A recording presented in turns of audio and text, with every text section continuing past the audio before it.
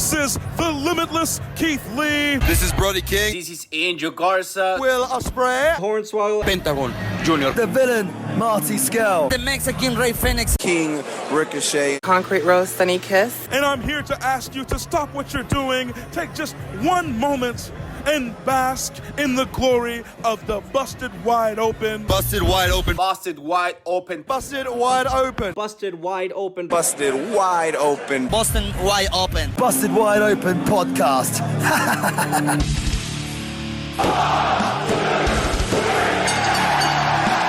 You're listening to the Busted Wide Open podcast, dropping the elbow on the hottest topics in sports entertainment and the world of professional wrestling. With your hosts, Nick Howell and Sir Ian Dangerous. Coming to you from the Orbital Jigsaw Network Arena in sunny Southern California.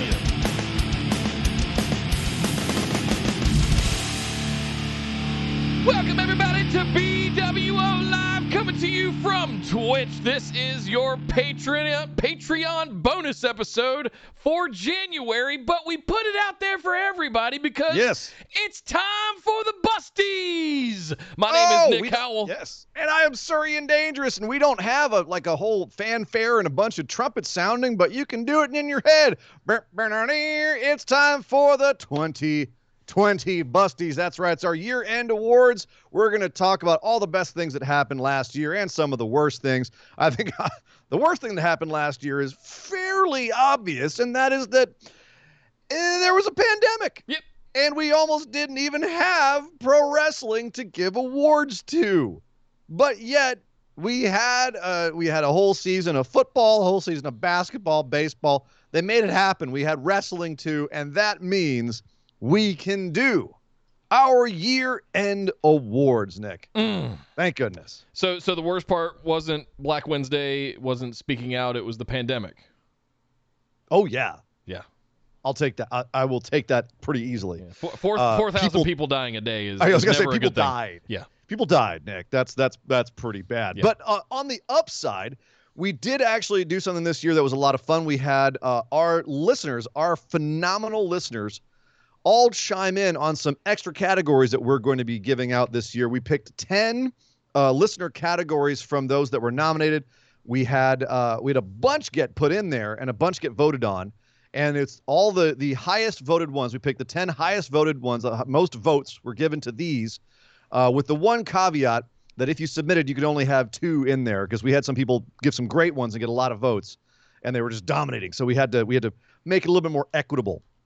So we can only have 2 from each phenomenal one. Right. But we've got 10 listener categories of phenomenalness to kick off these Busties. So thank you everyone for who's joining us right now over in the Twitch live stream. Thank you guys for coming in at the late notice.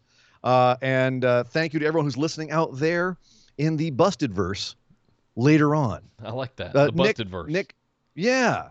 It's a bonus episode. Do we got to do business at this point or nah? Nah, if they're Let's listening. get right into the show. What I will say is if you guys want to get into the bonus episodes every single month, you can sign up at the $10 tier over at patreon.com/BWO. Most of you are in the $5 tier to take advantage of all of those great perks that are there, our entry level. But if you want to get these both as video and audio directly, or on the off chance that you're available, you can show up and do it's your benefit that Twitch does not have a way for us to do private streams the way that YouTube used to do a year ago.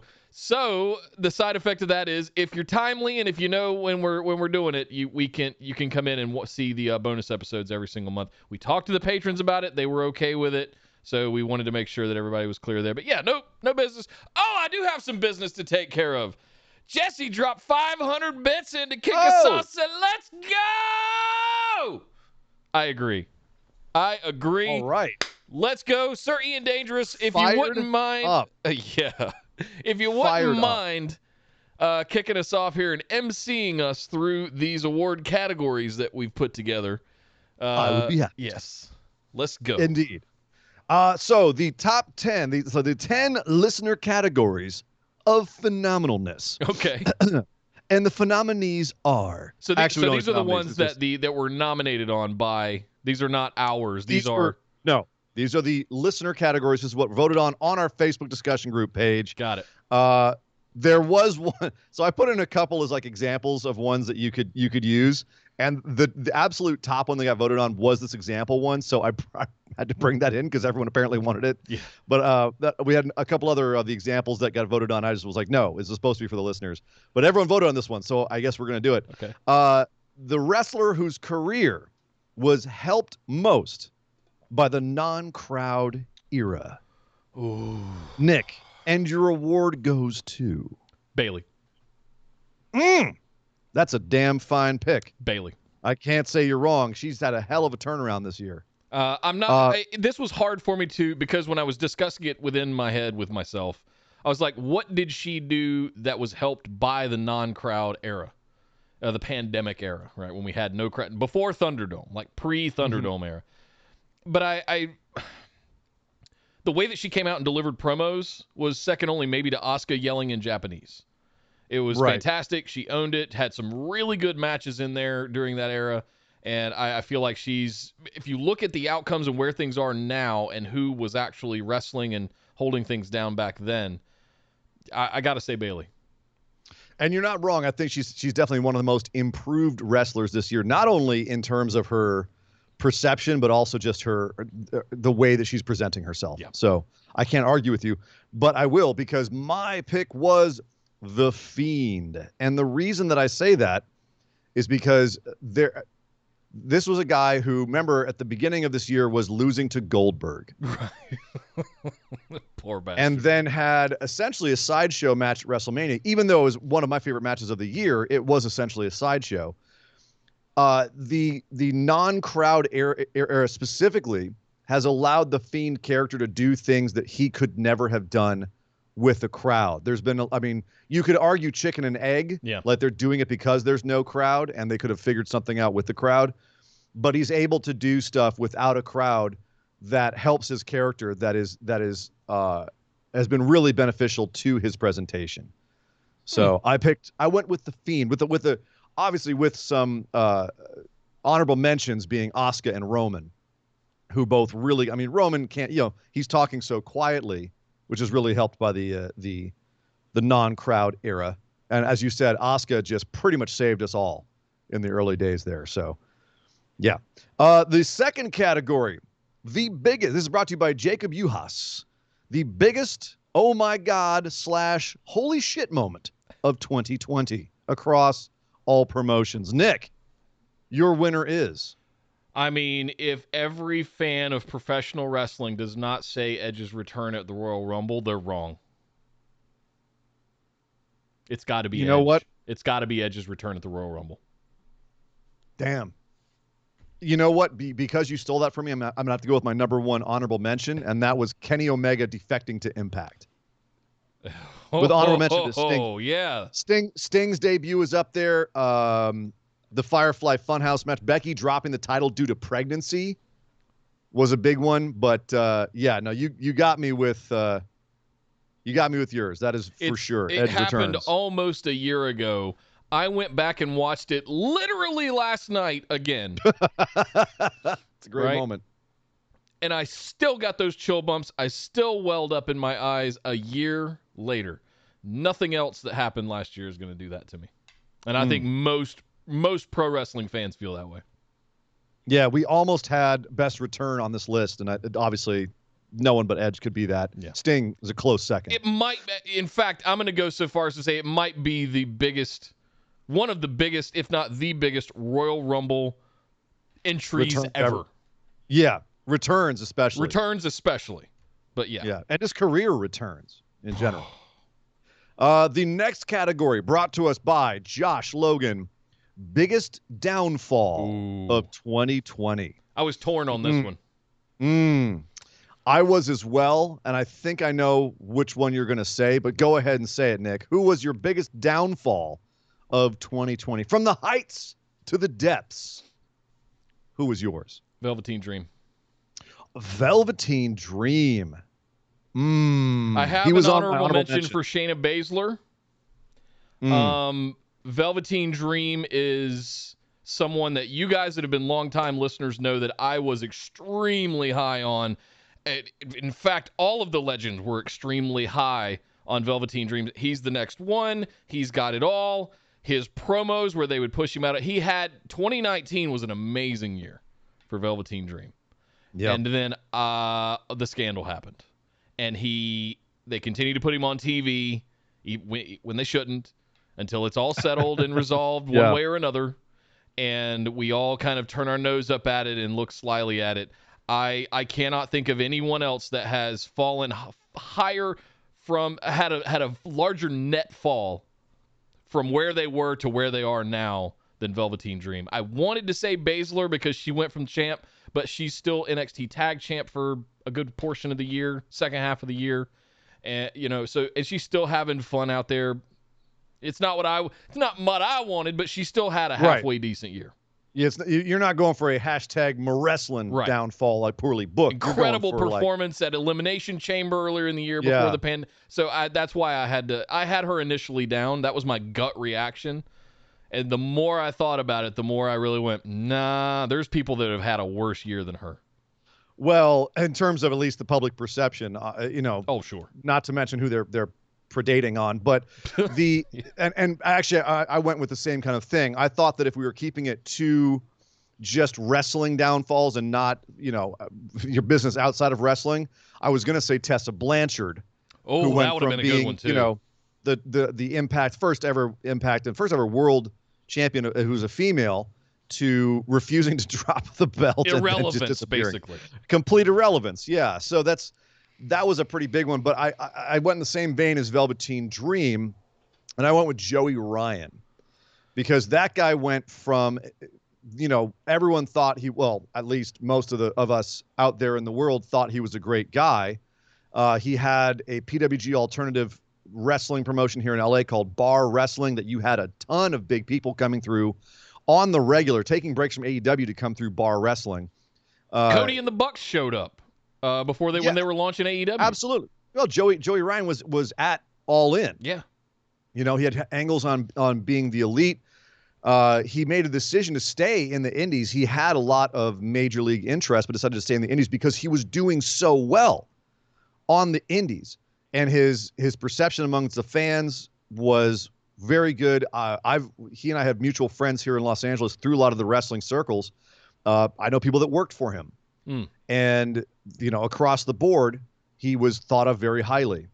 And now, of course, obviously he's being accused by multiple women of horrific things and decided instead of having a nice apology, I'm going to sue them and turn to God and get into God. And that's going to be my defense. So, yeah, outed himself as, unfortunately, a ginormous scumbag. And that, to me, was the biggest fall of the year. Was a guy I actually had a lot of respect for taking a huge fall. I agree with Velveteen Dream, though. That's also a really tragic one. Yeah, it's a shame that both of our selections are wrapped up in scandal, basically. Yes. Has nothing to do with their talent. Right. And I'm pretty much anyone who was caught up in speaking out, and by caught up, I mean found out by speaking out and outed, you could put on this list. I just looked in terms of the perception prior and the perception after. Yeah. And yeah, those Velveteen and Joey probably are the two of the bigger ones. Perception's the right way to put it. Yeah. Ouch, ouch, ouch. But let's go from something that's a little uncomfortable to something that's even more uncomfortable and give the Will James nominated the most busted wide open. Love that. Basically the biggest blade job, the biggest bloody mask this year, the bloodiest moment of the year. And honestly, it's kind of a tough year to do that in because there weren't very many of them because everyone was afraid of fluids this year. But Naito Nick, wasn't. He was still spitting on everybody, but No, he stopped. He started spitting at the floor. Oh, on the floor. Oh, he was still spitting. Yeah. Yeah. He was still spitting, but he was spitting away. He wasn't spitting in their faces. You know what I mean? For Naito, that takes a lot of restraint. Yeah. But yes, Nick, your most busted wide open moment. Who had the best crimson mask of the year? Well, I don't know if I would specifically call it a crimson mask, but I mean, just as far as like bleeding out, for me, it had to be Matt Hardy. There were a few, and I'm specifically talking about the match at the ring, not the incident where we all got really scared. Not the nasty bump with the concussion. You're talking about the chair shot where Sammy threw the chair at his face. Where he went into the timekeeper's area there on the corner of the ring. And Matt was just like, out of his forehead. Yeah. Yep. That's a good one. I was tempted to put Britt Baker's nose or Beth Phoenix at the Royal Rumble where she had that just the whole back of her head was just bloody. Oh, that's a good one. Yeah, that one, it was just uncomfortable as hell because you're like, oh God, is she okay? But for my money, there was no better Crimson Mask this year than the Bunkhouse match. Because if you remember Blade, at the end of that match, what an ironic name. His name is Blade. At the end of the match, he had bladed so bad, and he was wearing white that it was just an absolute horror show of a Blade job. Him and QT Marshall both got pretty bloody, but Blade definitely had the best Crimson Mask I've seen in a while. I have got to give this one to Blade. Yeah, I now I need to go back and watch the Women's Royal Rumble and that Bunkhouse match again. That one, you're right. That was absolutely the best one. Yeah, I was tempted to put Rey Mysterio gets his eye plucked out, but yeah. I mean, that is some busted wide open kind of. He was like, yeah. If it just wasn't so goddamn stupid, it was silly. It's silly. It's like a painted ping pong ball. From our lovely mod, Andy Jessup, faction of the year. Faction of the year for you, sir. Who's it going to be? I mean, this is. There's really no question here. It's got to be Hurt Business.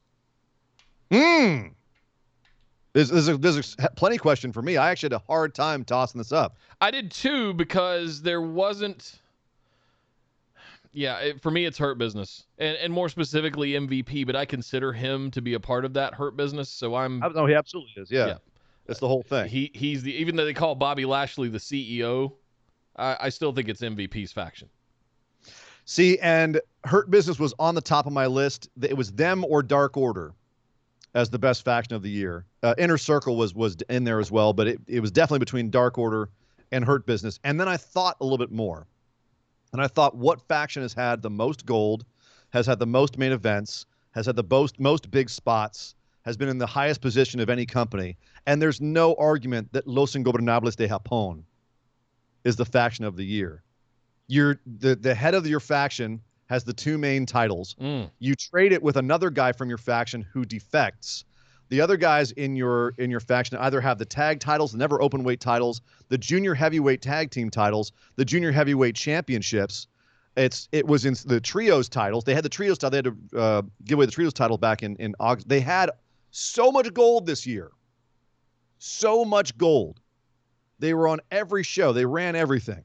For me, the faction of the year is Los Ingobernables de Japón. All righty.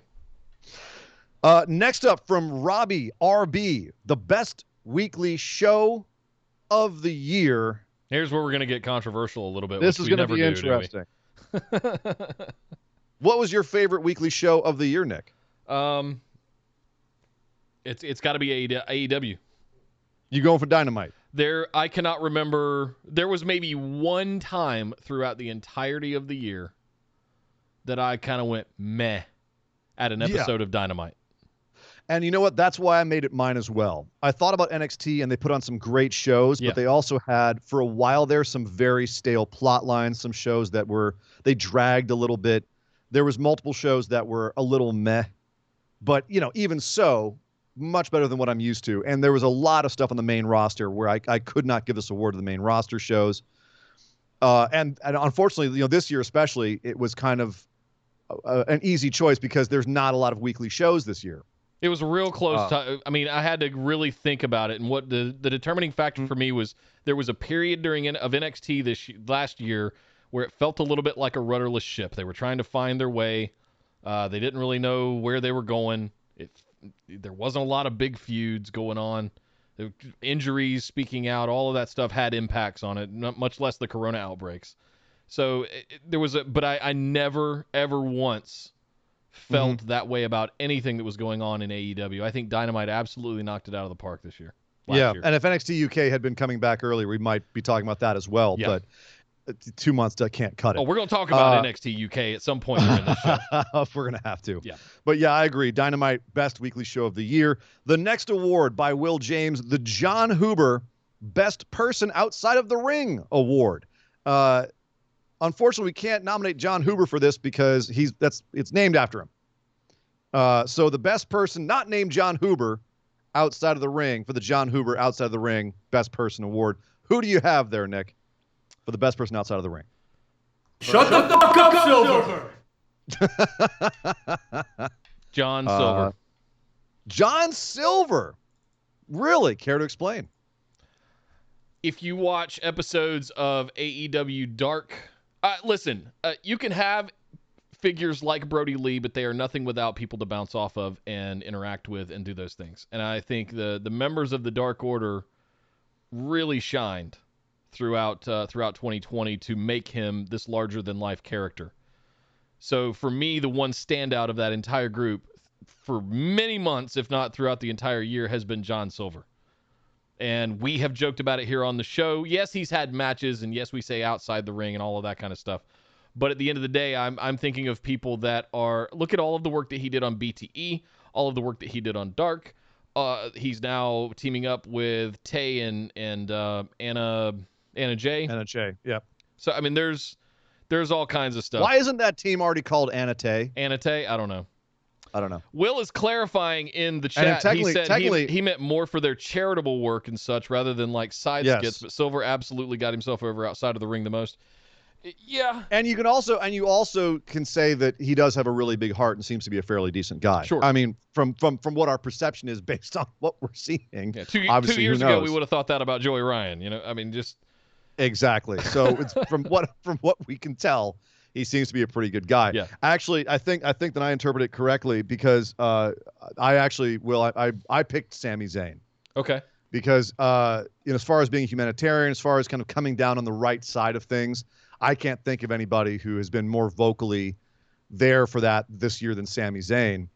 I can certainly think some other nominees, but Sami Zayn was far and away that for me. The Sami for Syria, the dude is sponsoring a health clinic in Syria right now, and doing multiple mobile clinics, I believe, aren't they? Yeah, I think he's got multiple at this point. You're right, and doing that while playing a heel character in WWE, and it's kind of ironic, I think, and a bit telling of WWE as well, that how he is in real life is being caricatured in this kind of, commie lefty character that he's playing on WWE. So interesting, but definitely for me, it goes for Sami Zayn this year. Coming from Bill Stickler, the Nick booking of the year, aka the wildest booking decision that was actually kind of good. So Nick, you're the man. This is named after you. What is the Nick booking of the year for you for 2020? I mean, how do you not say Dominic Mysterio? You're getting literal with it. Absolutely. You're getting literal. I'm taking it very literally. Yes. It's how do you not say the rise of Dominic Mysterio? That you After actually I called booked. it 2 years ago. Maybe it didn't play out the way that I outlined it. Not yet. I mean, he did come to the ring in a mask one time. It just wasn't Sin Cara. He hasn't, turned on his dad yet and said, like, I'm really Eddie's son, although that was brought up. So are we going to have this running thing now where we have this category, but something that I've predicted in my crazy tinfoil hat head in the past has to come to fruition in some way in the I don't think it's necessarily like, this isn't the Nick is Nostradamus. This isn't Nick Stradamus award. This is the something they tried something crazy and we went, oh God, what are you guys doing?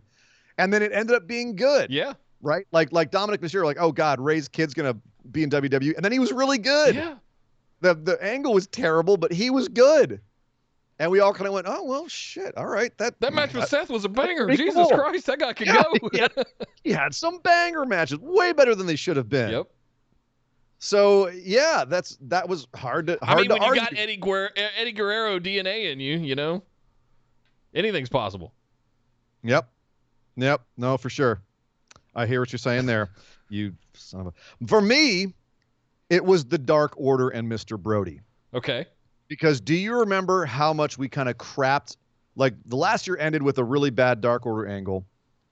Brody finally comes to AEW this year. And at first we were like, sweet, it's going to be like this weird mystical Cthulhu thing. And then it's just like a Vince McMahon parody, verbally abusing all of these jobbers.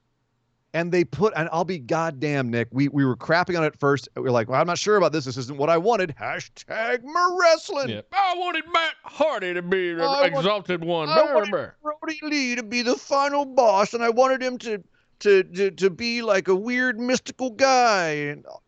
And instead, they gave us some of the most entertaining bits on BTE, or just in wrestling, this year. I wish I had some papers to throw at the camera, but. And by the end of it, like, obviously now we're looking back, through rose-colored glasses because, rest in peace, Brody Lee. But even take that away, and I would argue that was a faction that went from not being over to everyone being confused to totally being over, and we were just waiting to see what came next. You know what I mean? Yeah. So for me, it's got to be Dark Order and Mr. Brody. Close second, I've got to give it to Randy burning the Fiend because I loved that. I can't believe they freaking did that. The next one, shoot, I did not put down who sponsored this one, but I'll find it real quick. The Dangerous Award, a.k.a. the coolest spot of the year.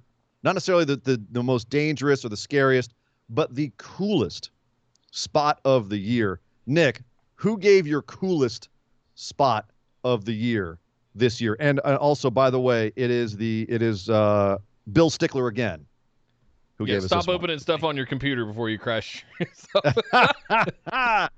Couldn't help it. All right. So this one was tough. I love big spots, and this one actually calls back to our mutual affection for ladder matches. There was a ladder match with Jeff Hardy, and I believe it was AJ Styles. I'm not 100% sure. It's where and it was a botchy move of all things. So they tipped the ladder. Jeff was on the top of the ladder. They tipped the ladder over. He fell over the rope, and the ladder went with him, crashing down on him, and he got wedged in between the ladder as it was crashing down, and they all fell to the floor. That was my, oh! That's more like an OMG moment, though, right? Yes, but it was just, it's so dangerous, but it looked amazing. Go back and watch it again, and it looks like he meant to do all of it, and it's just Jeff. When you put Jeff Hardy in a ladder match, amazing shit is about to happen. That guy can do all kinds of stuff in a ladder match. Still, he's a floppy Gumby man. He can do insane stuff because he just, whatever, I'm always relaxed. Yeah. That was mine. For me, I had a hard one because, Io Shirai coming off the top of the cage in a trash can, obviously up there. Cody doing a moonsault onto Wardlow off the top of the cage, had to be there. Undertaker popping up behind AJ Styles as AJ Styles is supposedly burying him. That thing's become a meme. What a moment. What a chill-inducing moment. Undertaker's rising up behind AJ. Brody and Moxley going through the ring entrance with a DDT. That one made me pop. But if we're talking about really the coolest spot of the year, just the slickest, coolest spot, I've got to say the Sasuke special sequence from Wrestle Kingdom 14, Hiromu Takahashi versus Will Ospreay. Will Ospreay goes, Hiromu's on the outside. Ospreay goes for a Sasuke special on him. Hiromu counters into a belly-to-back suplex. Will flips out of it, lands on his feet, comes back at Hiromu. Hiromu gives him a belly through the ropes. Will counters, goes through the ropes, dives in the ropes, rolls up, goes back, does another Sasuke special, and catches Hiromu on the outside. By the way, Will had a broken foot when he did this. Absolutely insane. Good Lord. Absolutely insane. The coolest spot of the year for me, hands down. Damn.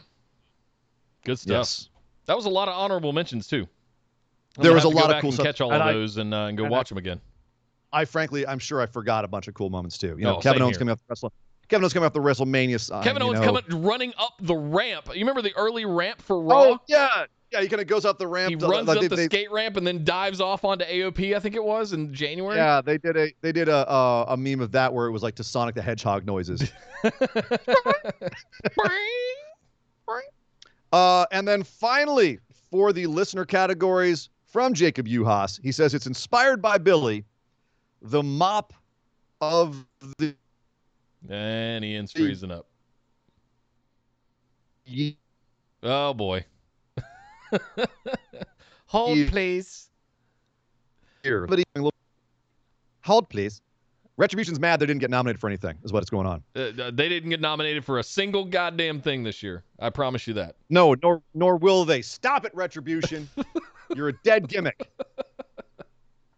As we were saying, Jacob Uhas, inspired by Billy, the mop of the year, the moment of positivity of the year, the most positive thing this year, the thing that made you the happiest all your life, that tickled your toes, gave you the warm fuzzies in your stomach.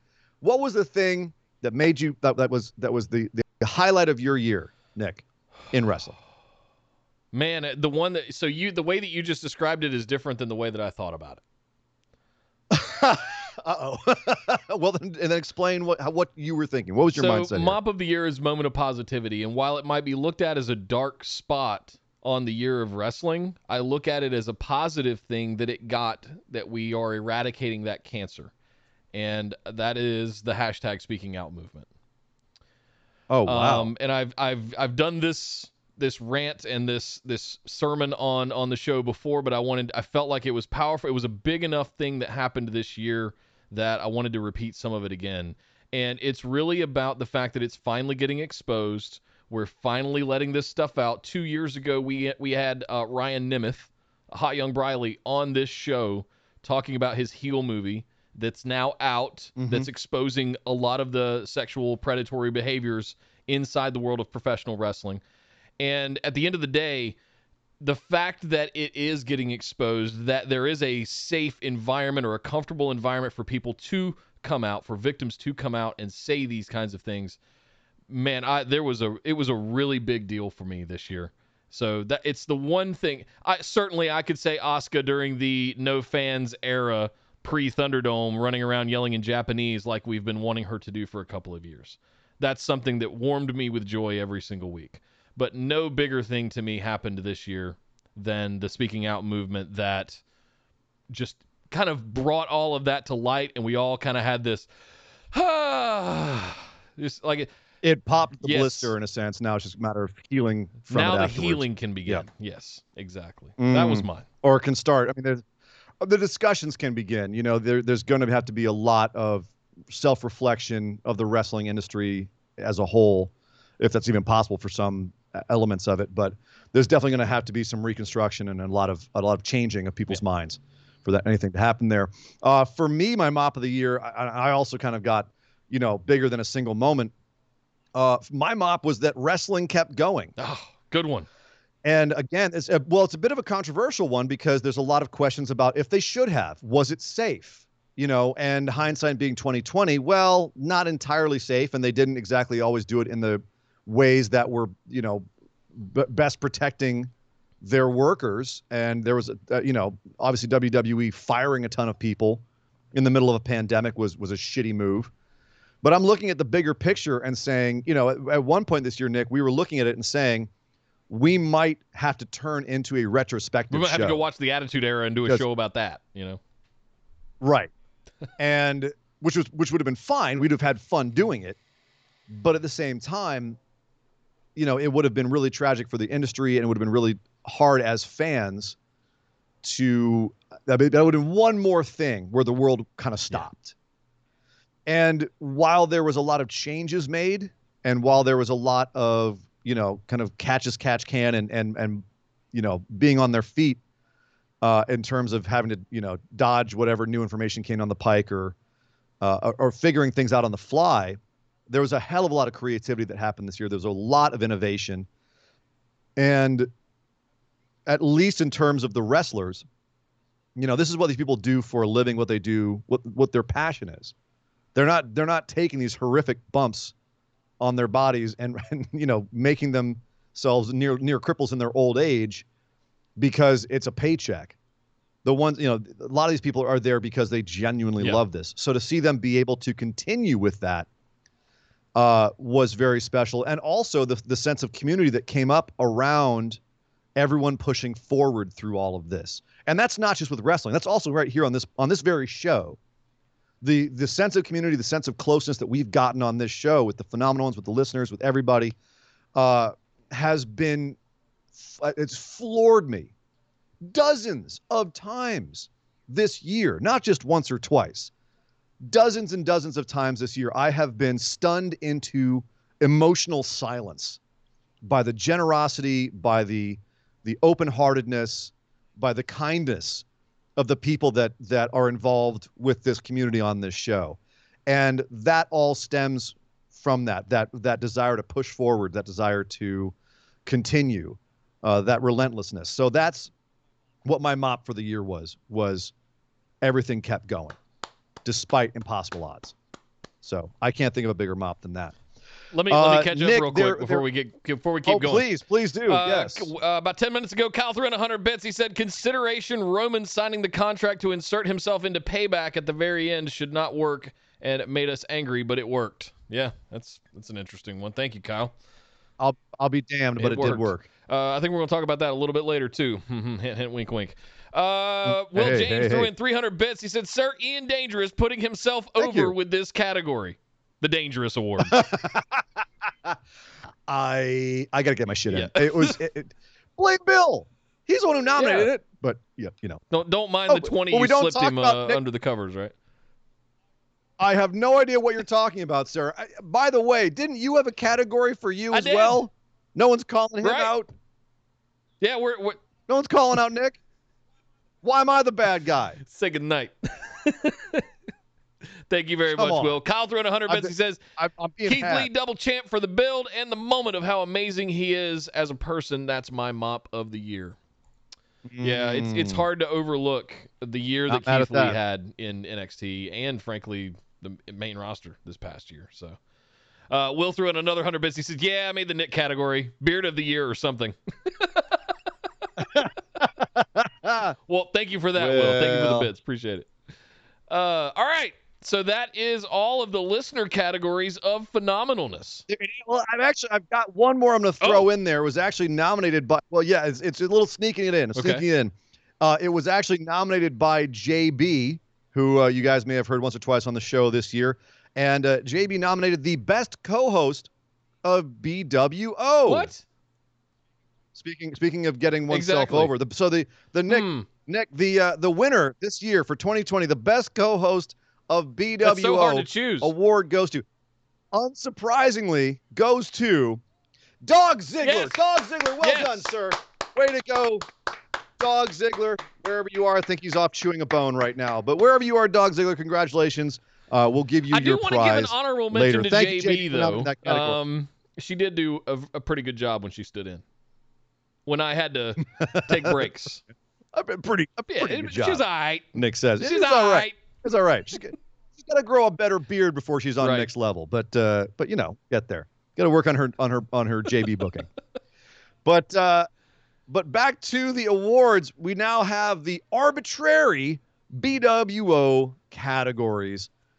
Starting off with best promo of the year. Who was the absolute killer on the mic this year for you, Nick? Who slayed it on the mic? Initially, this was hard for me, and I actually went back and watched about 10 to 15 different promos that popped into my head when I saw this category.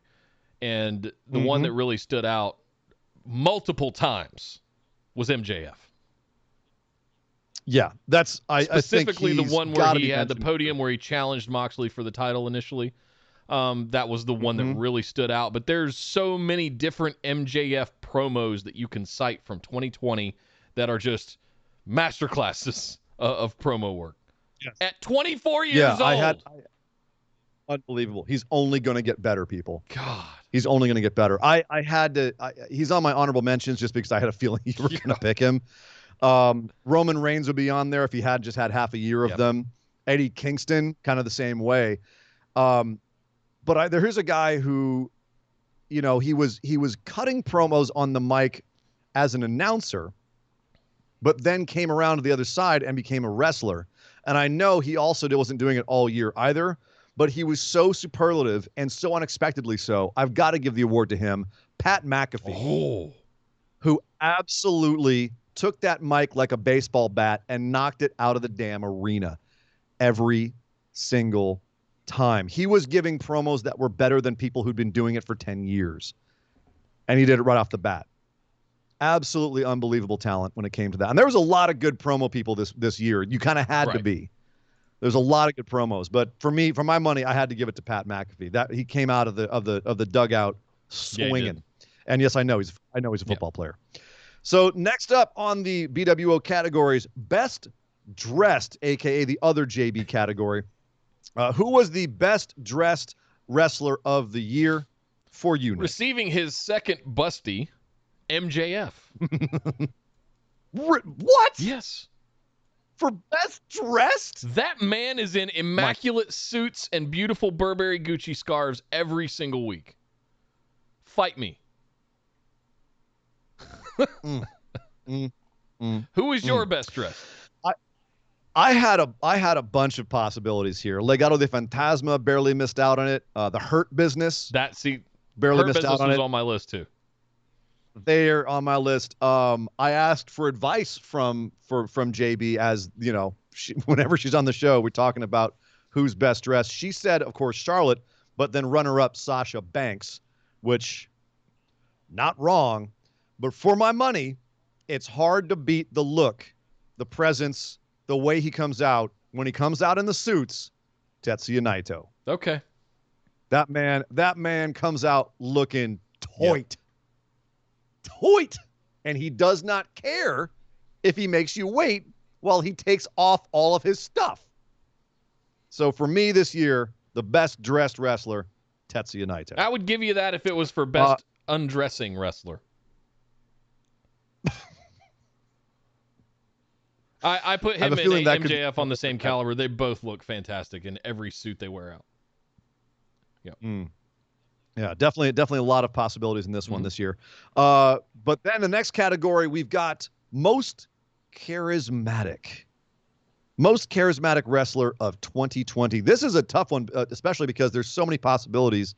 Again, with all the promo people and all the fact that this year your charisma really had to carry you in the ring. So, Nick, for you, who was your 2020 most charismatic I hate wrestler? this category because it makes me pick my favorite from my favorite kids. You know what I mean? I don't like this one. I put down Drew McIntyre because I think that his level of backstage interplay with other people, he had to carry us basically through the fanless era throughout the summer, leading up to and beyond WrestleMania. And I feel like he has grown. We have watched that guy grow in his presence, even though it was already magnificent. We've watched him grow in all of the work that he did with Randy Orton, and beyond, the work that he's done with Roman, and all of the other interlaced feuds that he's had throughout the summer leading up to the fall, and they're still going. But I ended up landing on Drew McIntyre for the consistency of it. I don't think you're wrong, but I had a lot. I had Asuka was on there for me, Hiromu Takahashi, Cody, Naito. But for me, the guy who jumped through the screen more than anyone else this year, someone who, and shockingly, by the way, to all of us, we all losing you again. Always knew we had off of him. Roman Reigns. And when I'm thinking of charisma, I'm thinking of someone who you hang Roman Reigns. You hang on their every word. You hang on every action. And no one this year absolutely, and again, he only had the half of the year to do it. Most of the COVID era, he was gone. And still, every time this year that guy was on screen, it was molten. Yeah. So I had to give it to Roman there. Might be a slightly recency bias. Obviously, Asuka did a ton more work during the COVID era. And as I said, pretty much carried it. She's a close second. But my God, Roman Reigns. So the next category, the best worker in the technical category, best technical worker in the ring, best technical wrestler in the world right now, Nick. Who you got? In the world. In the world. I have two that I can't choose from, or that I can't decide which one I want to name. And that's Kota Ibushi and Johnny Gargano. Mm-hmm. But I'm going to go Kota Ibushi. You're going to go for Ibushi.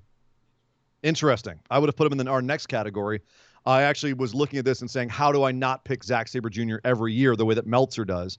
but I had to this year actually go for Timothy Thatcher, because he was putting on clinics in NXT over and over. His whole gimmick is built around him being an absolutely superb monster of a technical wrestler. I'm looking forward to what he's bringing in this next year as well. Daniel Bryan was also a close second, just because look at the stuff he got to do with Drew Gulak over on the main roster in the COVID era, in the no crowd era. He put on a bunch of great technical matches with AJ Styles as well. But for my money, I had to say Timothy Thatcher here, just because that's his whole thing, is being a technical worker. And I've watched him have technical matches with all the best technical workers across the globe, and he really is that damn good. I actually think he's a little bit underappreciated. You make a good point. I do want to change mine to Gargano, for the record. Oh, okay. I had Gargano Very there, well done. and I questioned it myself, but you make a good point. He's more sports entertainment than technical. And that's what our next category is, sports entertainment. Best worker in the sports entertainment category. Who is the most, the best pro wrestler from a sports entertainment standpoint? Nick, are you going to pick Kota Ibushi for this one, or did you have someone else nominated? Someone else nominated. Someone that I had fun watching. Does Ibushi supersede them? Someone that I had fun watching all year, and this one could be potentially controversial, so I'm prepared for the backlash. That were awful pay-per-view. Miz and Morrison.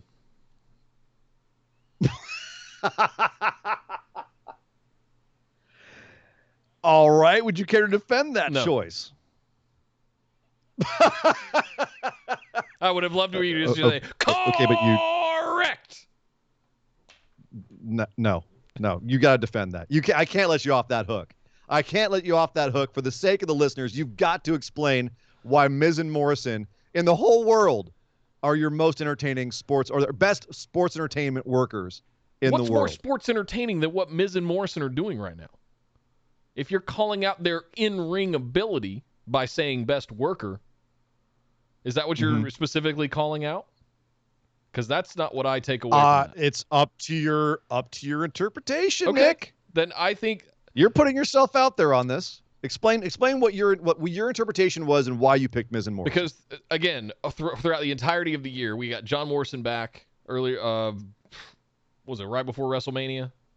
Something like that. Yeah, that's so he could get punked out by Brock Lesnar. But throughout, they've had amazing interactions. They made music videos. I mean, what's more sports entertaining than music videos that you get played? You have a TV show every week. Is that a rhetorical question? And they were absolutely hilarious. So sure, I could cheat. I could puss out and just say Kota Ibushi. Sure, that Kota Ibushi matches are wrestling matches. For entertainment. You picked Roman Reigns last year. I'm just going to throw that out there. You picked Roman Reigns in this category last year. I'm just saying. Miz and Morrison. Okay. Miz and Morrison from Nick Howell. Best worker sports entertainment for me. I had Roman on the list. I had Drew. Drew was very, very close to getting this. Asuka as well. Ibushi as well. But for me, for my money, for this year, the guy who had the best character work combined with what he then brought to the ring, the best sports entertainer of the year for me was Randy Orton. In his multiple feuds with Drew McIntyre, his feud that was going on by the end of the year with The Fiend, his feud with Edge, for the love of God, his heel turn.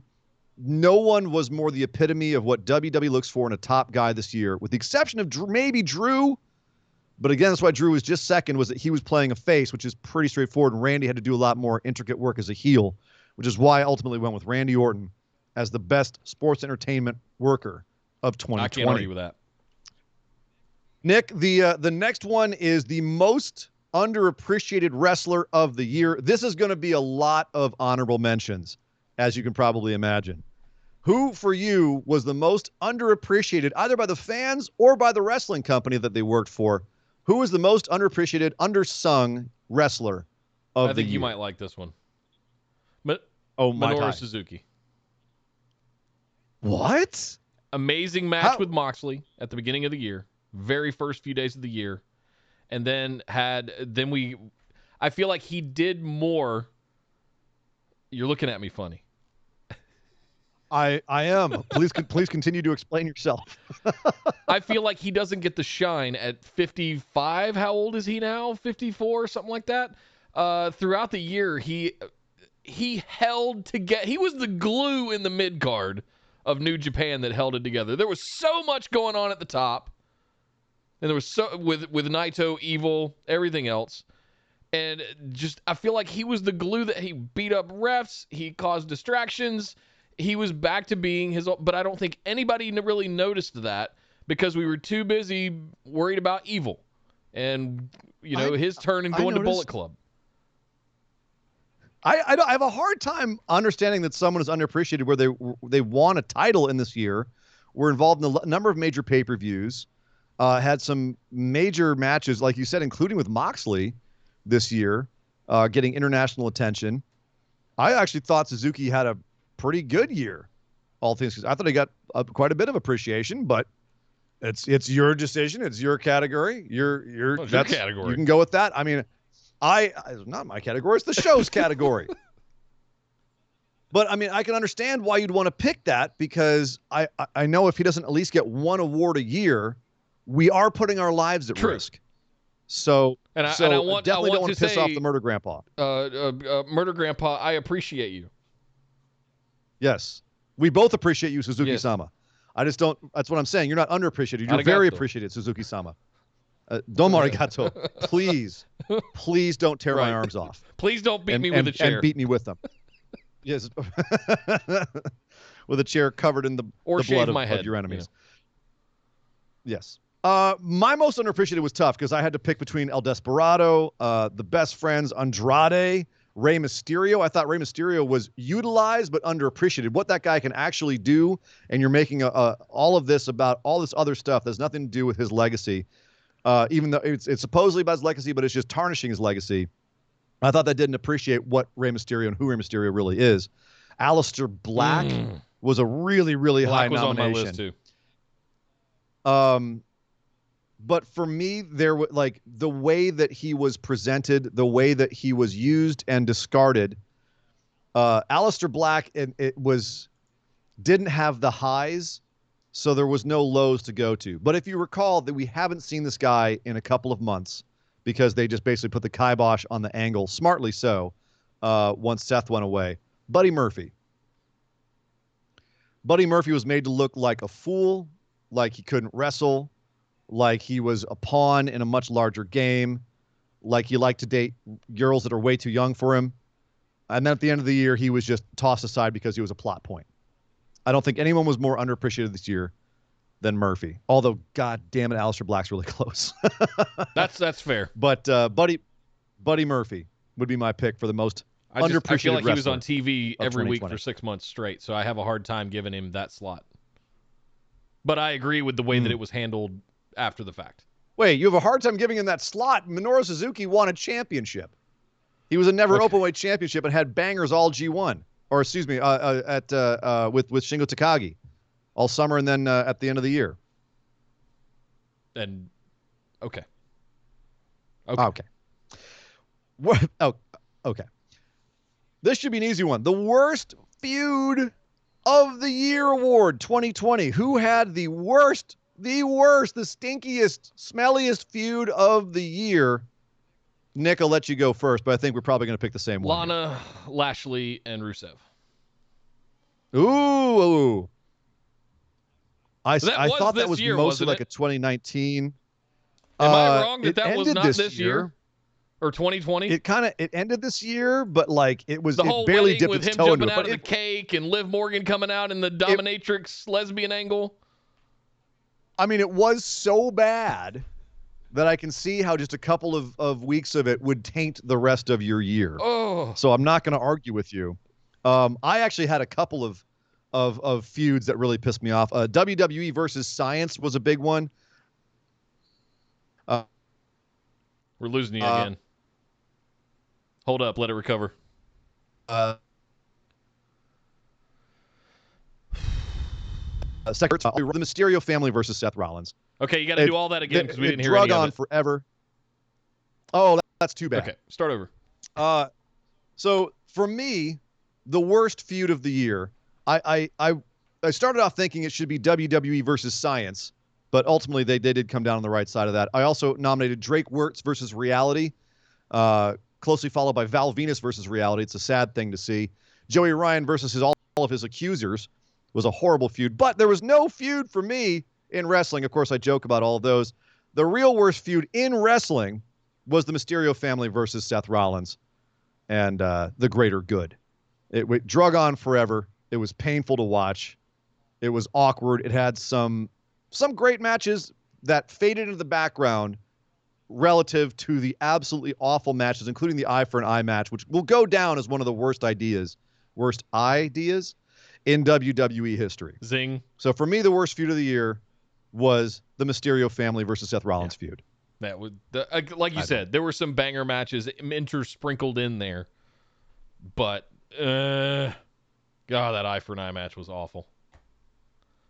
It was very cringy. But let's talk about positive things. Let's talk about the best feud of the year. It was a good year for feuds. There were a lot of great ones. The best feud of the year, Nick. Who do you got? Hangman Page versus Kenny Omega. And it's still going. What? The whole story circling Hangman Page and Kenny Omega. The tag team champions end up breaking up and everything. The fallout of the Elite. Yeah. And then their subsequent feud that led to the match between them where he was scrambling to kick out of the one-winged angel. It just, to me, that was nothing has captivated me really like that has in the last couple of years.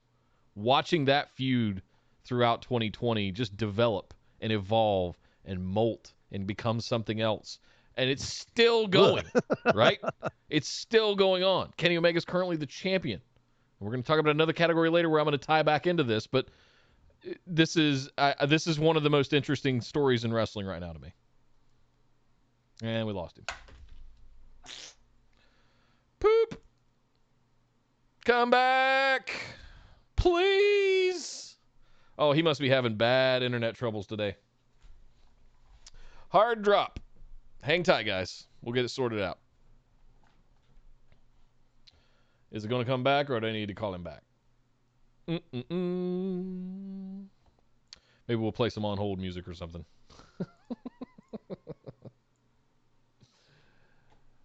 What is you guys' best feud of the year? Let me see him in chat. What did you guys like? Anna said Adam Cole and Pat McAfee. That's not a bad one. I don't know if I'd call that the best. That's a good one, though. Definitely had some moments there. Yeah, dance break, everybody.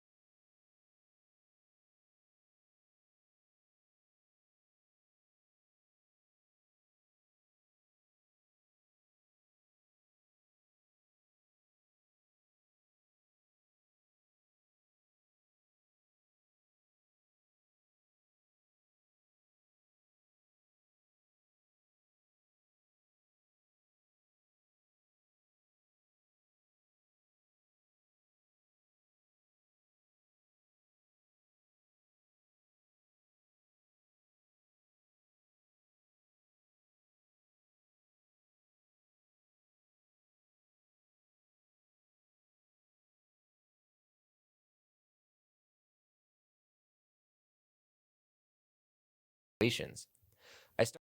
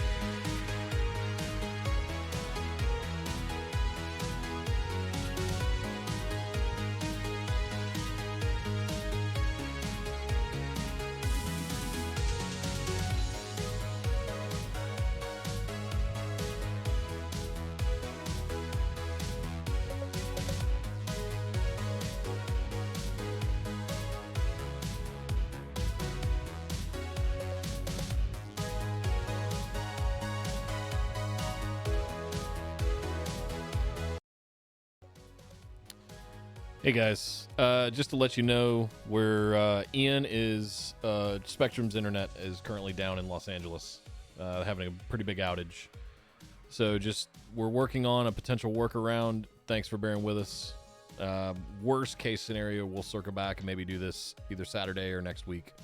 But give us a few minutes. We'll see if we'll figure this out, see if Spectrum comes back up. Thanks for hanging with us.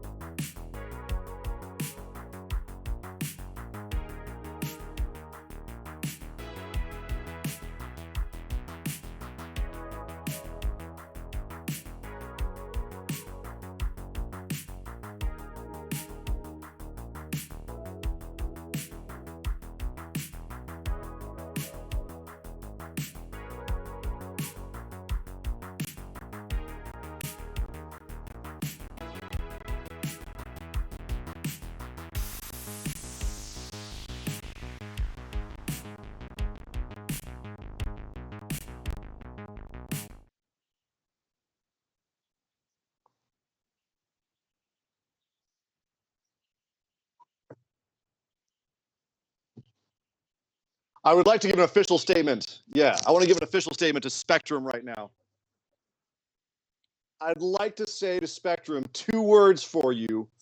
Suck it. And you will be getting a call from me once this broadcast is done. You utter pieces of crap. Okay. It's good times today. Retribution really mad. They weren't nominated for today. He says he's working on it, ladies and gentlemen. We will be back to full capacity shortly. We do apologize for all the technical difficulties today.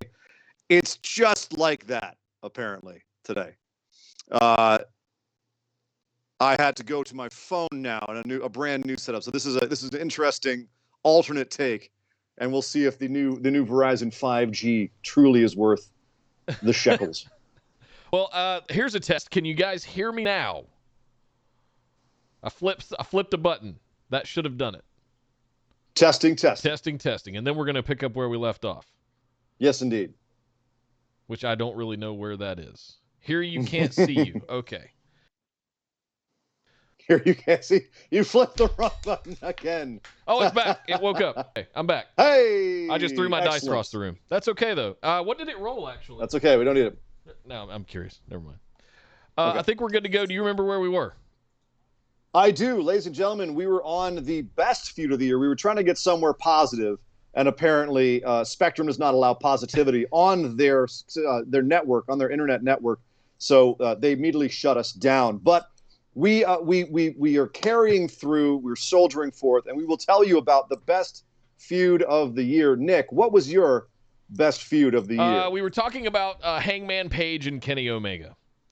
And yes, yours was the Hangman Page, Kenny Omega, the turn from the tag team, the fallout with the Elite, them having the tag team championships, Hangman's drinking, that being a point of contention, all the way through the Stadium Stampede match, and like all of the stuff, and then we get to the point where they have that absolutely banger match towards the end of the year. And before he ever got to Moxley for the championship. Just absolutely fantastic. That's my feud of the year for sure. And the beauty of it is it's still going and will likely continue for the next year or two. Yeah, I'd argue that's more of like a story than an actual feud, but I can't argue with you that it was some good TV and some good storytelling. I actually had to go for I had a few options. I had Randy versus Drew versus Bobby Lashley, Naito versus Evil, Pat McAfee versus, well, all of NXT, really. But I settled on Edge versus Randy Orton. From the moment Edge came back and you had Orton acting like his best friend, and then Orton turning on him, RKOing Beth Phoenix, his own wife, going for his family. Honestly, I think that they may have called it the greatest wrestling match ever. I think if they hadn't called it that, we would be saying that was one of the best matches of the year. And I think a lot of us are saying it wasn't out of spite. But I mean, what an incredible feud, and hopefully that will continue into the next year. So, Nick, we are now getting down into the nitty-gritty. Well, let me do a call out real quick before we move into the big boys. Kyle threw in 100 bits a little bit ago talking about the worst feud of the year. He said Ray and Seth drug on, but at least nobody nearly dies in every match or segment like Sammy Guevara and Matt Hardy. My worst feud of the year. That's a damn good point. That's, you know what? That's if not the worst feud of the year, that's a damn good runner-up. It is. For sure. There's an argument to be made for that being the worst for sure. feud. He's not wrong. Yeah, no. Well said, Kyle. Thank you for sticking around. Also, the worst feud of the year might be Retribution versus our show. Right, exactly. It's getting old, guys. Try something different. Stop cutting our lines, please. The best moment of the year. Best moment of the year, Nick. What was yours? For WWE first, and then we've got AEW and others. So we've got 3 best moments of the year. WWE's best moment of the year for 2020. And I think this is subjective to everyone. And I think that every single person is going to have a moment that they identified with, that rang true with them, that plucked the right string in the right place, right? The one that really, I look back at all of the moments that I had throughout the year, and I can't not award a second Busty to Edge returning at the Royal Rumble. It is absolutely hands down one of my best moment of the year. There was no higher high throughout the year that I felt than I did at the end of January, before any of this shit happened. Right? I have a hard time disagreeing with you. That was mine as well. Edge returning. I also I nominated Roman crying in his match against Jey Uso. Was just hair raising. Drew winning the title. John Cena on Firefly Funhouse, dressing up like an NWO. I think Edge Returns has to take it. I mean, AEW, but that's at least for WWE. AEW, however, what do you have for AEW for your best moment of AEW? There were a lot. There were absolutely a lot. Lots to choose from. There was the relationship turmoil that I went through with Anna Jay. There was all kinds of stuff that were highlights of the year. For me personally, it was the Stadium Stampede match. I had never seen anything like that. I had never seen. I can't imagine that they could ever pull that off with fans. It's one of those anomalies that they got away with because there wasn't fans. It was innovative in the sense that they took things further outside the wrestling ring, and it's lucky that, hey, Cons, you guys own a football team. Can we borrow the stadium? Right out back. It's right out back at Daly's place. Or vice versa. But if you had to distill that match down to one moment, what would it be? What would be the moment of that match? Probably Ortiz saying he couldn't swim in the tiny little pool.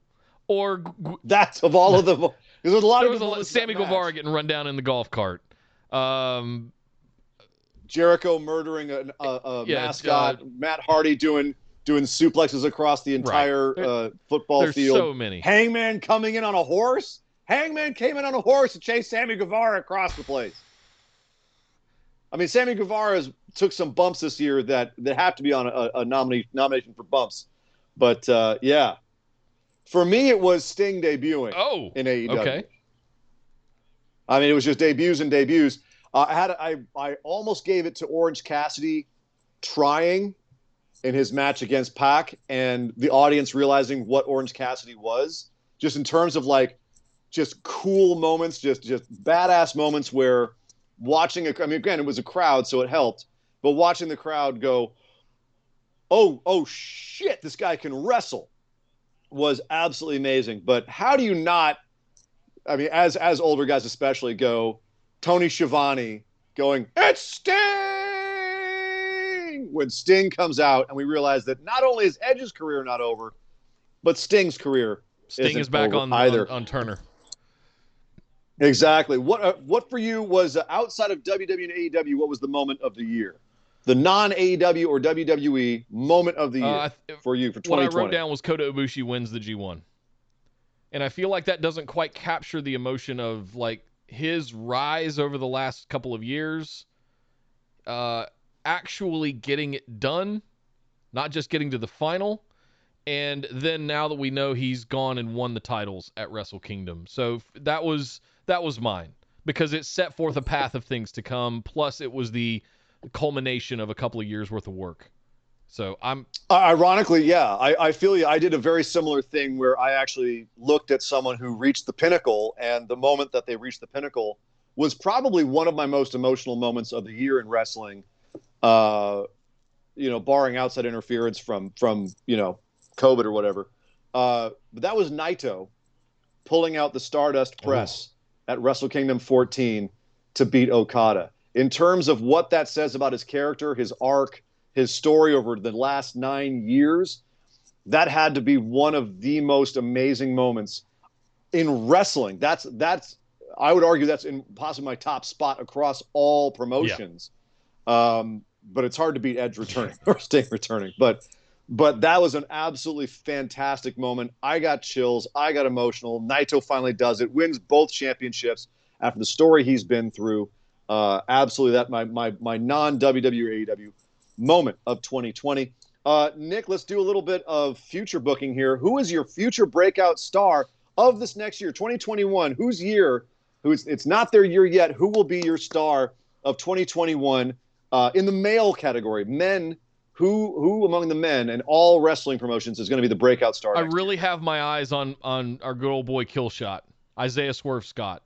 I think at some point we're going to move past Undisputed Era. We're going to move past Finn Balor, and other people are going to start getting opportunities. I really have my eyes on Isaiah Swerve Scott. We know what he can do. We know what he's capable of. I feel like he's been down doing cruiserweight things when he could really be up there challenging Finn Balor for the NXT Championship. So that he's mine that I'm really watching big in 2021. If I have to pick one, he's the one. See, for me, it's going to depend on how he is when he comes back, how injured he got. We don't know the full extent of it or what his rehab's like. But I'm going to be hopeful and say Ridge Holland. Oh, because yes. that's a guy who, if he stays healthy, could go all the way. I would say Karrion Kross, but I feel like he's already on the trajectory. Yeah. It's pretty much a given at this point. But I think Ridge Holland could have a major year in terms of someone who's hasn't really put their foot into the deep end in terms of wrestling yet, and is about to, if, of course, that foot is fully healed. What about in the female category, sir? Who do you have in the female category for who could be a breakout star of this coming year? I wrote down Raquel Gonzalez. That's a really NXT good pick, picks. But they are the ones to me that really stand out, as they haven't quite made it yet, but they are just on the precipice. A couple of right booking decisions, and they are off to the moon. NXT picks, it's so crazy. It's almost like it's a developmental brand. Huh. Crazy thing. I actually went a little outside the box here, and I said Julia from Stardom. If you're not aware of her yet, this was a major breakout year for her in Stardom. She had I think she got a lot of people's attention this year, including the attention apparently of the WWE. If they hire her, she's pretty much going to be ready to go as soon as they bring her in. Could be the next Kairi or Asuka or Io, between her charisma and her ability. She's only been doing it for 4 years, and she is that damn good. So keep your eye out for Julia if she does get signed to WWE. They're known for poaching from Stardom. It wouldn't surprise me if they tried to bring her in to fill out their roster. Julia a with more. a G, isn't it? Giulia, That's correct. I believe. Yeah. Yes, that is correct. Go check out her highlights online. She is freaking great. So let's get down to the big ones. Best male performer of 2020 in the WWE. Nick, who you got? Man, I originally... Across the board, not technical, not sports entertainment. Across the board. I originally wrote down Drew McIntyre for this because it's almost a no-brainer to see that guy... And I had such a hard time changing my mind, but I cannot... What really swayed me was our good old trope of, if you had told me 5 years ago that Roman Reigns would be the most captivating heel on WWE television, I would have told you were crazy. And he is. So even though it's only the last 4 months of the year, Roman Reigns is my best male performer of 2020. That's incredible. I was going to nominate Asuka or Roman, but it's just Asuka fell off after SummerSlam. Roman showed up at SummerSlam. To me, they split the difference. Drew McIntyre's been doing it all year. It started at the Rumble at the top of the year. It went through all year. The dude had his entire championship reign in the COVID era. The poor bastard. He's going out there every week and absolutely doing his best with a job that's given to him. To me, there's no doubt. There's no brainer. The best performer in WWE this year has got to be Drew McIntyre. The entire company went on his shoulders, and he's delivered every single time all year long. So for me, Drew McIntyre. What about non-WWE, sir? Who is your best male performer non-WWE for 2020? Man, if Drew versus Roman was a hard choice, this one was even harder. So I put in presence, number of matches, number of title defenses, all of these things in my head. And where I landed was Cody Rhodes. Cody Rhodes, interesting. That was actually, he's one of my runner-ups, but I can't argue with you because he had to do a lot of work, not only in the ring, but also outside of the ring. But this is about performance. Sure. But the number of new stars that he put over, the number of banger matches that he had with challengers for the TNT championships and getting it back, frankly, strap matches, all kinds of stuff, right? Not to mention the big boisterous interest, the feud with MJF, just so much. Brody, the dog collar match with Brody, rest in peace. Yeah. So much. and such a wide variety and range that guy has that I never saw And also when he was as in a, WWE. yeah. And as the leader of the company, having to go out there and set the tone for everyone else in the back, this is the level of energy you have to go through the cameras and reach people at home when we have no crowd. Or if we've got a crowd of 50 people, this is how much energy you have to put out for them. I agree. Cody absolutely set the tone from the time that they were doing it in, the Nightmare Factory, in a crappy little ring to nobody, all the way to getting back to Daly's place and putting all those banger TNT championship matches on. I agree. Cody's a great pick, but I had to go with Kota Ibushi because in the way that Drew really carried WWE, Kota had to be the breakout star. He had to be the new shining star of New Japan and get himself over and look like a big deal in a year where you didn't have crowds for half the year. So Kota Ibushi to me was the guy who really carried New Japan, and I can question it and say maybe I'll give it to Cody because Ibushi didn't have his finishing moment until Wrestle Kingdom. Cody might be a better choice, but I'm gonna go ahead and stick with Ibushi. But I agree with you on Cody. What about female performers, sir? In WWE in 2020, female performer of the year. Who you got? Most of this is weighted very heavily in the first half of the year. And I want to put that out there that I understand. I know. I cannot not say Asuka because of how she carried us through the no fans era. The impact that she had on, we had been in 2-3 weeks in with just silence. And it was bone jarring. It was, oh my God. And then Asuka shows up one week and just starts yelling in Japanese on commentary. And it changed the game. She changed it. The Money in the Bank situation, her winning the Money in the Bank and then getting the title with Becky as Becky goes out, and then carrying forward and having some great matches. Even though she got tied up in some bullshit throughout the year, I still think she's the female performer of the year. I had a hard time picking against her, but I did because even though Asuka, Money in the Bank winner, got the title, held it all year, someone who did as much work as Asuka, if not possibly more, and also raised her game immensely, was Bayley. And it's the reason I picked Bayley over Sasha or Asuka is you look at Sasha had to rise to Bayley's level in terms of energy, work rate. Bayley was the one who was kind of driving a lot of their feud.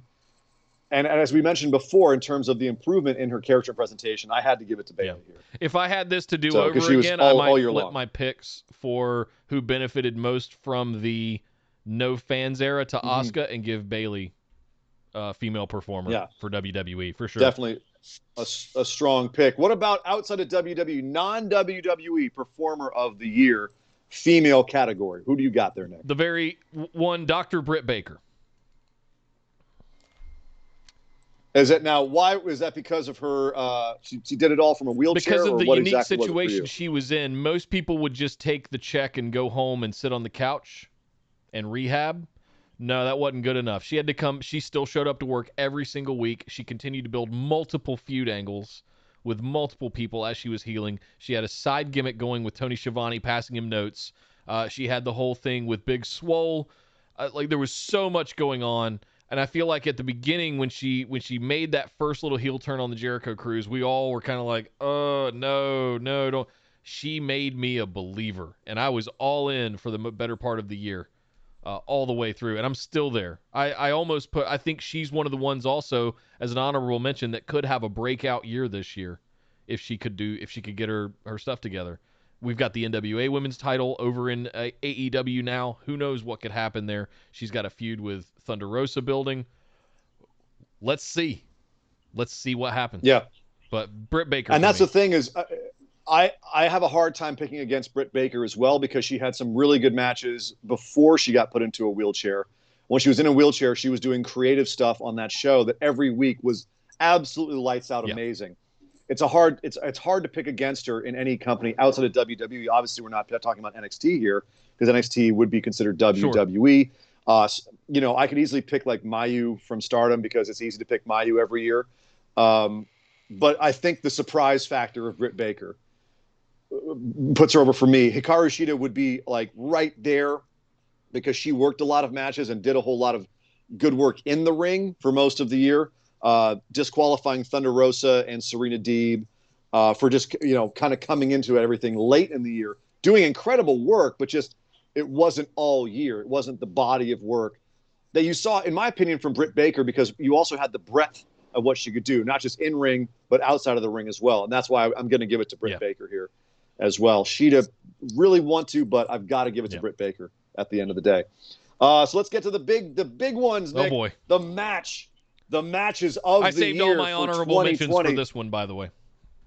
We're going home, baby. We're going home, and none too soon. Thanks a lot, Spectrum, for making our show that much more entertaining today. Match of the year 2020, tag matches. We're talking about tag matches in WWE. What was your best WWE tag match of 2020, Nick? Well, I gave an honorable mention to the Hell in a Cell match between Sasha and Bayley. And I want to temper that by saying I know we frowned upon it a little bit on our recap episode. I actually went back and listened to our... This is for tag matches, right? Oh, I'm sorry. Then never mind. I must have put that in the... Oh, I put that in the wrong spot. I'm sorry. Yeah. For this one, for tag WWE, yes, Undisputed Era versus Imperium at Worlds Collide. Ooh. If you don't remember that one, trust. Go back. It was banger. See, I also had Undisputed Era in my WWE tag match of the year, except it wasn't Undisputed Era versus Imperium, as good as that was. It was Undisputed Era versus the Broserweights from TakeOver Portland. And if you don't remember that, February, go back and watch it and prepare to sweat. Prepare to sweat yourself, because that match was a workout just to watch. Worlds Collide was good, actually, for tag matches in general. DIY versus Mustache Mountain was a really good one as well. But I had to give it to Broserweights versus Undisputed Era. What about non-WWE tag match? Spoiled for choice. I mean, absolutely agreed. AEW is absolutely murdering it on the tag team division side of things. And I have honorable mentions down for FTR versus Young Bucks. I have the Stadium Stampede match down as an honorable mention. I have the parking lot brawl between Best Friends and LAX down as an honorable mention. But you will not see a better tag team wrestling match in all of last year than the Young Bucks versus Omega and Page. Fight me. There is no question. Frankly, it might as well be the match of the year. I'm not going to fight you. It is a clinic in professional wrestling, and it went on for a good almost 30 minutes. A fantastic match. I want to go watch it again right now for the 5th time. I could not agree more. That was to me the tag match, the non-WWE tag match of the year. I don't think it's even a competition. But I remember how much we marked out about FTR versus Young Bucks too for the championship. And I actually, but I compared it to that match, and I said it just wasn't as good. The finish wasn't as strong. The story wasn't as strong at the end. It was the finish that turned me off of that one. Yeah, same here. It got a little muddled at the end of the first act. But anyway, I agree with you. Omega Page versus Young Bucks, one of the best tag matches I've ever seen. Hard stop.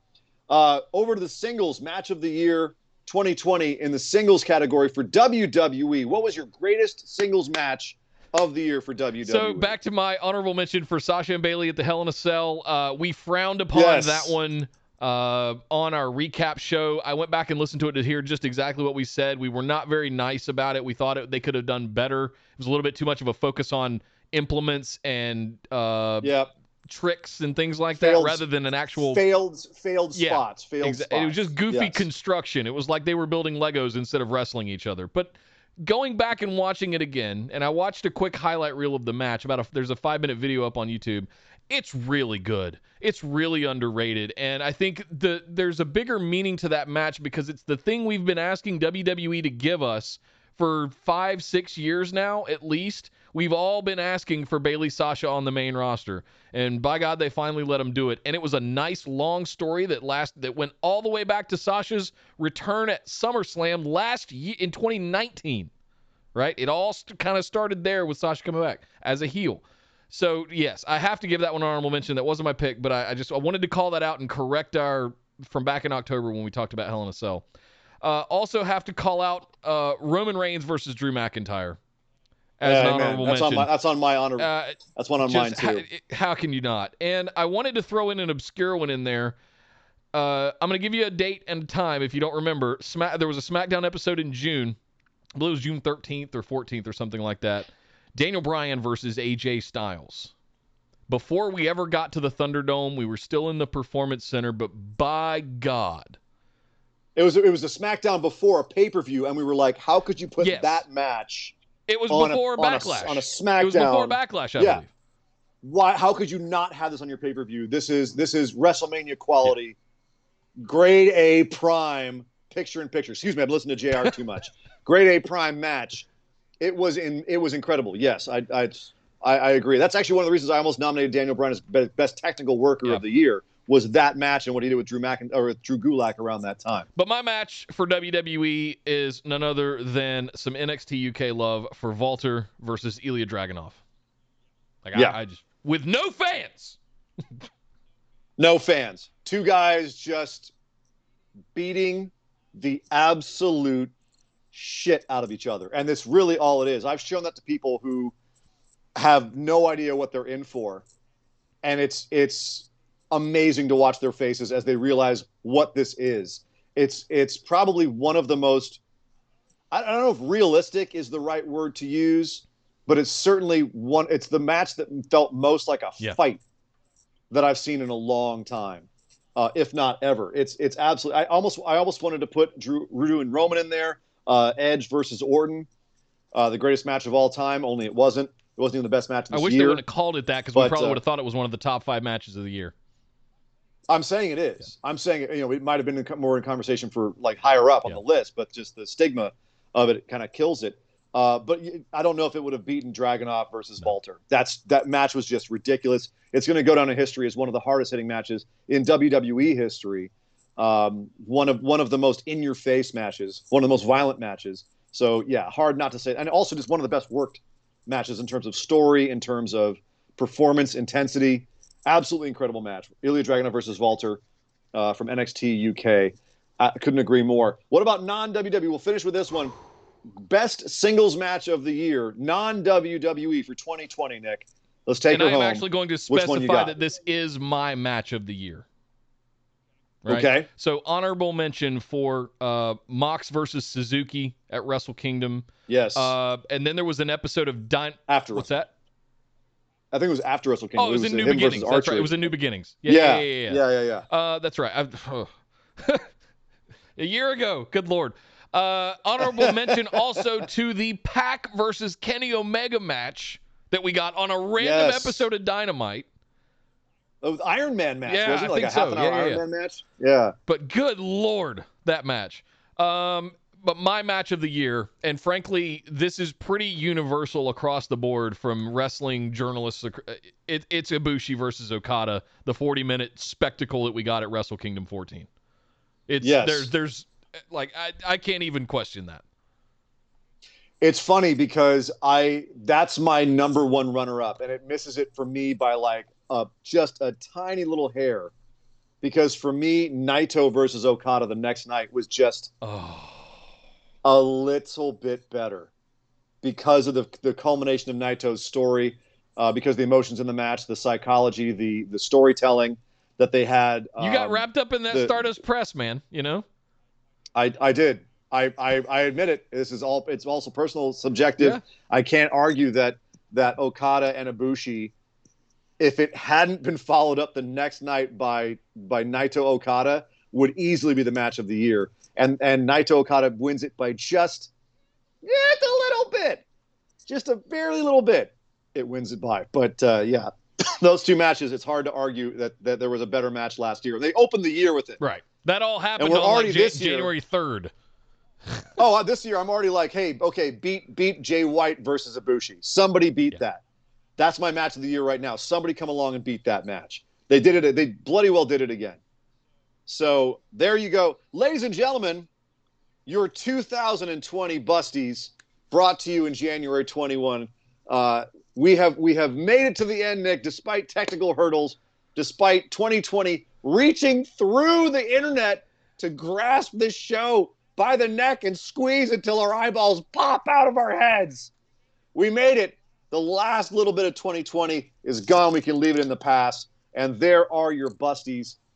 your awards for the year. If there's any controversy there, if you guys want to yell at us, if you want to give us grief for it, head over to the Facebook discussion group. Let us know what you thought about all of these picks that we made for these awards this year. If you think we can do better next year, let us know. I'd like to know what categories we could possibly do next year, anything that we missed out on, anything that you'd like to hear us maybe give some later awards to over in Facebook. That'd be kind of a fun little thing. Like, we didn't talk about this. What was your best this? Let's have a whole discussion about it over in Facebook. It sounds like that would be a fun and post time. your nominations or your favorites out of all of these categories in the group. You know, we want to hear and see what your favorite people, performers, matches, all of that stuff were for the year. And to everybody who submitted questions or listener categories, thank you guys very much. We really appreciate you getting involved in that and voting and everything else. Thank you to all you guys, all you phenomenal ones, for working on that with us. It was a blast. It was actually hard to kind of weed some out because there was some I really wanted to put in, but they just didn't get the votes. Kyle threw in 100 bits here at the end. Says Ryu Lee versus Hiromu Takahashi at New Beginnings. Yeah, that was a good one. I was too scared. During that match. Like, don't hurt him again. Yeah. He just got back. He said, outside of WWE, I keep coming back to that match, and nothing tops the action and storytelling in the singles category. Nothing can be trimmed from that, unlike the Wrestle Kingdom matches. Yeah. That's a pretty good argument. I always argue that some of I like a little fat on my meat. Would be my only argument to that. Is I like a steak with a little bit of the fat. So you're a ribeye man, not a fillet man. Adds a little more flavor. you like the marbling. I'm not mad at a nice lean fillet, but you give me a little marbling and it's you got a little more flavor out of the steak. You know what I'm saying? You know what I'm saying? I know what you're saying. I'm hungry now. I don't know about you guys. I'm gonna go eat something because now I'm starving. Well, guys, apologies for the intermission that we had in the middle, but there you go. There are the Busties for 2020, brought to you for Busted Wide Open. Hope you guys enjoyed that. Thank you all for sticking around during the technical difficulties. Make sure you get into the Discord, and if you'd like to get in on bonus episodes every single month, patreon.com/BWO. Got to be in that $10 tier, but you also get everything that's in the $5 tier, so all the great rewards there. Thank you guys for an amazing year. Thank you guys for an amazing level of support that you've given us. It is the best way to support the show, and doing these every month is our way to give back to you guys as well. So thank you very much for all of your support and participation throughout the year. And I'm excited because the Busties to me have started to feel like the sort of bookmark. Like, we can close that chapter and we can move. It's done. We can move forward now. Yes. So onward and upwards. Indeed. Let's leave it behind us. Leave 2020 behind us. Good riddance. And we'll move forward to better things in 2021. Yes, but my name is Nick Howell. You can find me on Twitter at DataCenterDude. And I am Surrey and Dangerous. You can find me on Twitter at Surrey and Dangerous. But my God! Would somebody stop the damn match? This show is part of the Orbital Jigsaw Network. For more episodes, subscribe to us on iTunes, Google Play, or Stitcher Radio. For details and show notes from each episode, check us out, orbitaljigsaw.com.